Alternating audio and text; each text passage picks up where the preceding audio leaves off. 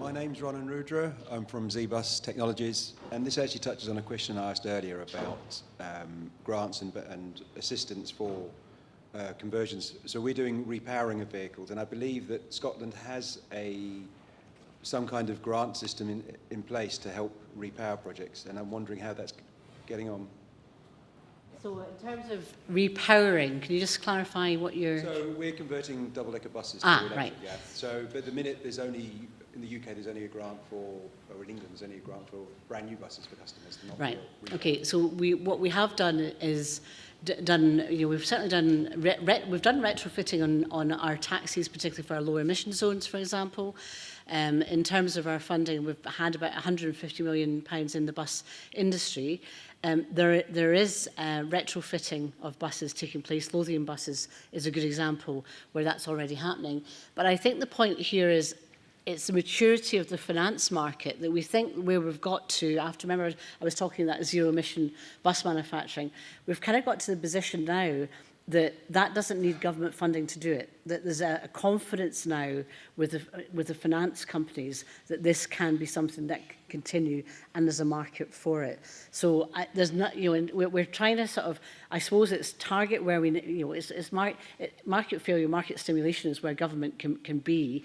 The point about the retrofitting or the repowering or that kind of exchange, I know it's happening. It's not been a target for us just yet because we've gone straight to the zero emission. But I do think and talking about that kind of just transition, what's happening is there's parts of Scotland where I'm told, people tell me this is where the buses come to die, right? Which basically means it's the old buses. It's the and what we don't want is where, it's great if you're in Edinburgh and Glasgow, it's great if you're in Aberdeen, they've got a great system, great in Dundee, but what's happening is then the older buses are getting shipped off to rural areas. That becomes the challenges that we have. So I think you're correct in identifying that's where the market may be. It's in terms of that retrofitting, it's quite.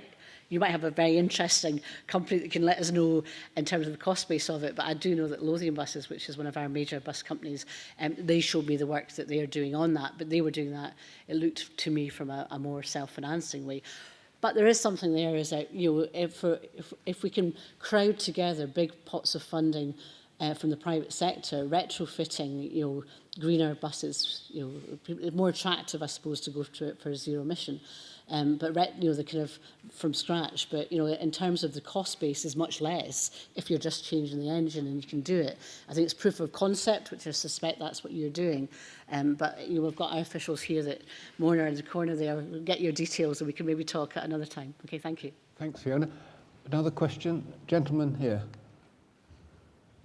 Hi, Ben Hartland, Green Energy Fuels.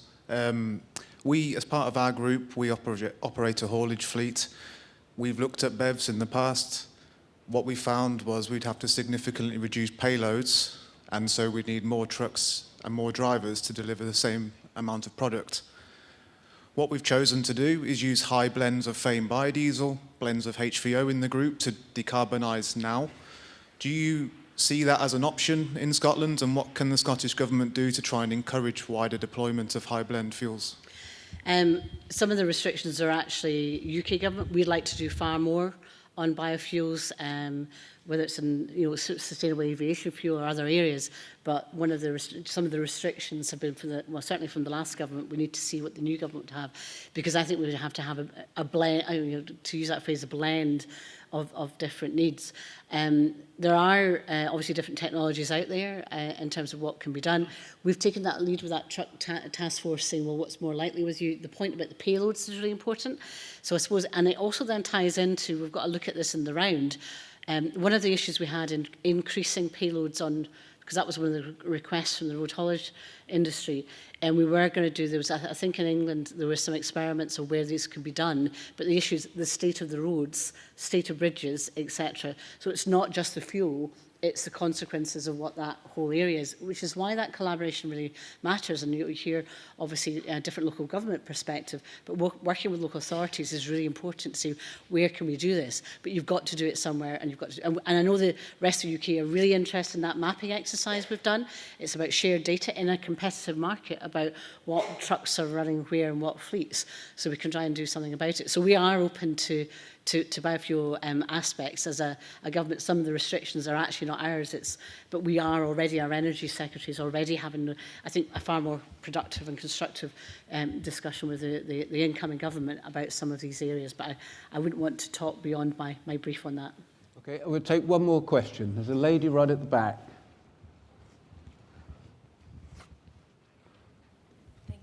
Hi, thank you, Minister. Suki Chung from the SMMT. I'm pleased to have been part of the Transport Scotland Zero Emission Truck Task Force, so I applaud Transport Scotland for the approach that they took. It was a difficult piece of work, but really, really worthwhile.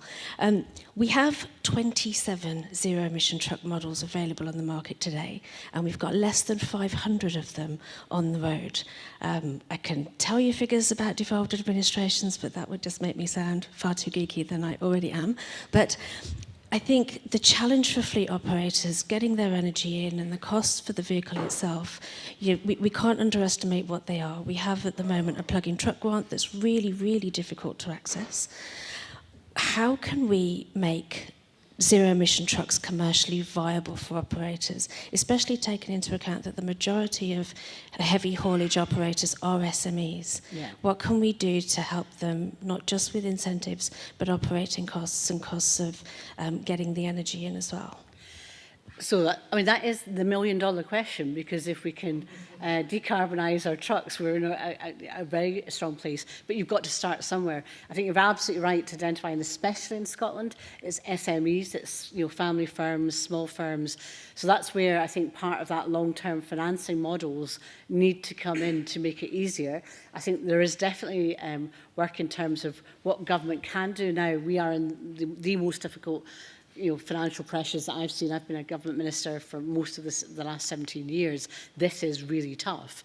And so therefore, had I'd been in a different situation, I'd be open to doing something similar to what we've done on buses, on zero-emission buses, on the truck side, particularly for SMEs in that space. I'm not currently in that space, but I do think in terms of that confidence to the sector that we want to work in partnership, looking at what, the confidence of where the routes would be for charging, having shared charging areas, making things easier in terms of that, planning for the routes and also for the energy providers to make sure from a grid connection. My biggest worry is connectivity.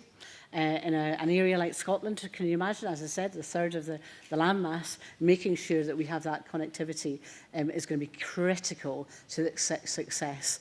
And so therefore, we've got different things that we can do, but I think the truck task force, it is quite a mouthful.